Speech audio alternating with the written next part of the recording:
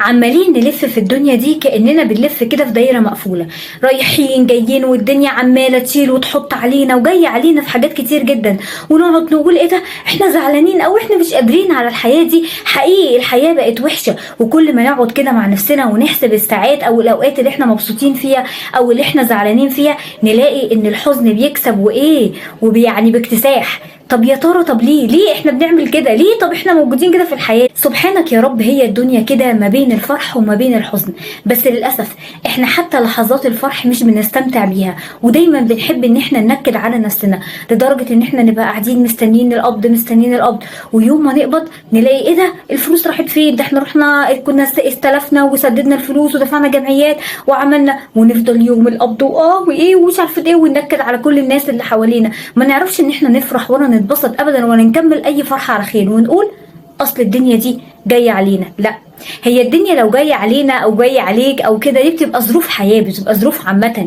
يعني مش بتبقى على حضرتك لوحدك، بتبقى على كل الناس كده مع بعض. ولكن احنا لازم نفرح نفسنا بنفسنا علشان نعتاد على الفرحه دي. يعني من ابسط حاجه، ايه المشكله يعني ان انا اجيب حاجه حلوه كده ليا وللولاد ونعملوا شويه فشار ومش عارفه ايه ونشغلوا فيلم ونقعد ان احنا نتفرج، ونحاول ان احنا اعود نفسي ان انا افرح، اعود نفسي ان انا ابقى قاعد وسط ولادي، اعود نفسي ان انا اقعد العب معاهم وهكذا.